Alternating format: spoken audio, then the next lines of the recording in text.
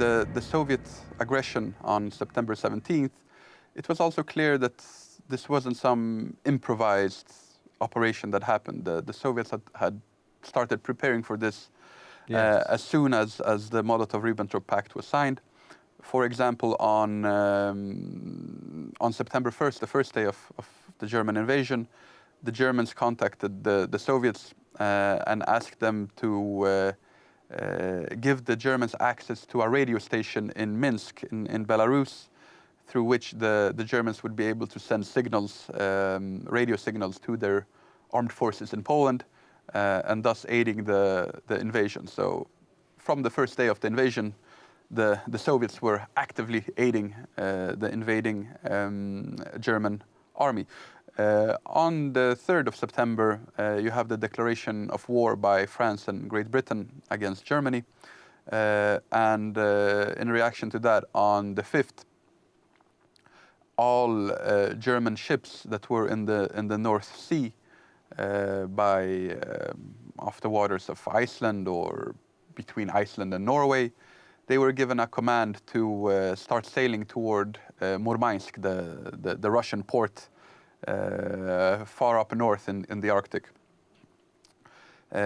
Meaning that the Germans, they were really leaning on the Soviets. They also naturally they had signed another agreement with the Germans on August 19th. So even before the Molotov-Ribbentrop Pact, that deal on the 19th was an economical cooperation treaty, but it did contain provisions of military aid and military weapons being produced and various types of military cooperation. So the Soviets and the Germans, they had already started that economic cooperation that would prove critical actually for Germany in those 2 years between 1939 and 1941. So the German invasion of France in 1940, for example, or the German invasion of Denmark and Norway also in 1940, those invasions were very much aided by Soviet natural resources and other types of help that were being sent to Germany. So this cooperation, it was there from the start. Yes, not just the pact. Yeah, and also the Germans were pressing the Soviets. They had initially agreed that the Red Army would join the invasion much more swiftly than they actually did.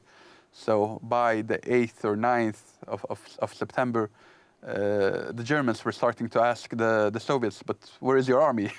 you were supposed to have sprung into action at this point. The Soviets said that they had various issues on their side, and that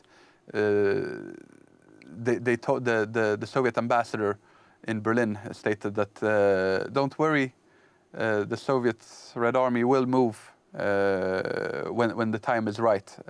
So give us a little bit more time, but you can definitely count on our troops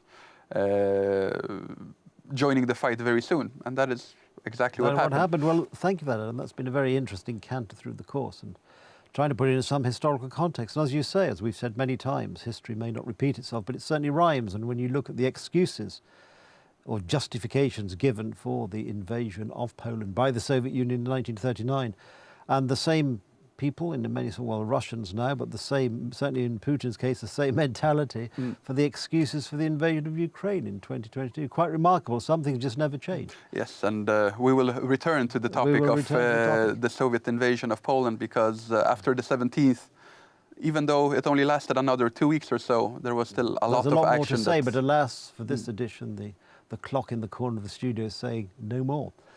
Well, I hope you enjoyed that as much as we have. It's a fascinating period in history, in 20th century history, this outbreak of the Second World War, and immediately afterwards taking us all the way, of course, to maybe the final finish of the Second World War in 1989, when these countries, including Poland, were able to throw off the yoke of communism. Anyway, I hope you've enjoyed as much as we have. Thank you for watching, and we look forward to seeing you next time on Poland Daily History.